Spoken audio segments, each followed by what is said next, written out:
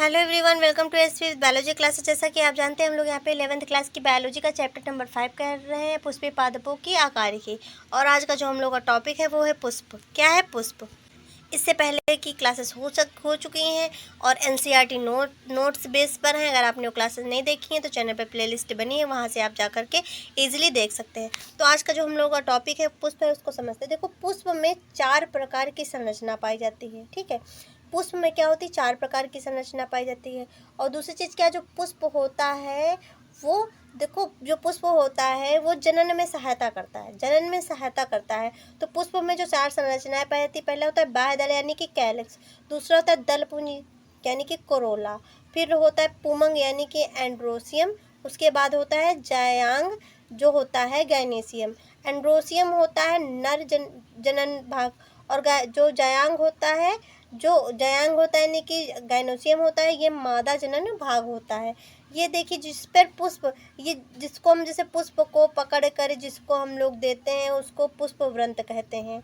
और जिस पे पुष्प बैठा होता है पुष्पासन, जैसे महाराज का हो गया आसन, वैसे पुष्प का हो गया पुष्पासन। और जो बाहर की ये हरी हरी दिखती हैं, हरी हरी पत्तियां दिखती हैं, इनको बाह्यदल कहते हैं। और इन पत्तियों को कहते हैं दलपुंज, इनको कहते हैं दलपुंज यानी कि कोरोला। और जो ये आपको दिख रहे हैं कि संरचना जो दिख रही है आपको, इसको कहते हैं पुमंग कहते हैं। और ये हो गया आपका जो ये मेल भाग हो गया, और ये आपका होगा फीमेल भाग जायांग। क्या हो गया? जायांग हो गया। ये हो गया आपका फीमेल भाग और ये हो गया आपका मेल भाग। अब देखो, अब हम लोग देखते हैं, देखो सेप्पल, सेप्पल के समूह को कैलिक्स कहते हैं।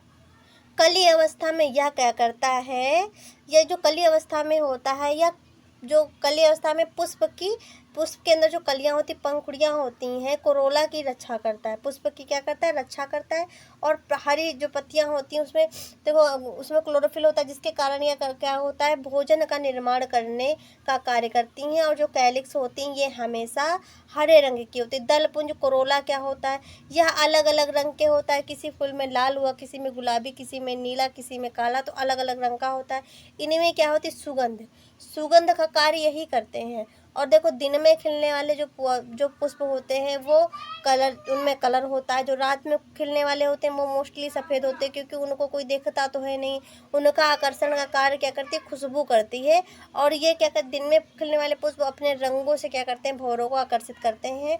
और रिप्रोडक्शन की जो प्रोसेस होती है उसको संपन्न करके क्या करते हैं? पुष्प का निर्माण करते हैं। ठीक है, तो सुगंध होती है। पेटल्स के समूह को क्या कहते हैं? करोला।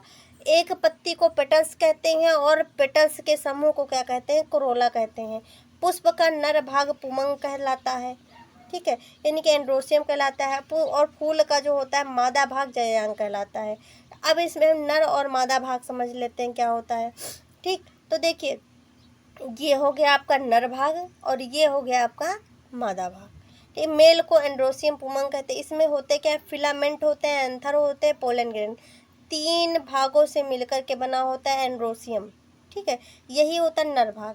देखो, पुंकेसर आपके हो गए, फिलामेंट हो गया, जो पतला पतला धागा होता है ये होता है पुंकेसर फिलामेंट। ठीक है, और जो थैलीनुमा संरचना होती है इसको कोष कहते हैं, पराग कोष यानी कि एंथर। उसमें जो छोटे छोटे दाने नुमा संरचना होती है इसको पोलन ग्रेन यानी कि पराग कण कहा जाता है। अब हम लोग फीमेल के भाग को देख लेते हैं पुष्प के। ये भी 3 भागों से मिलकर बना होता है, अंडाशय, वर्तिका, वर्तिकाग्र। ठीक, अंडाशय, वर्तिका, वर्तिकाग्र।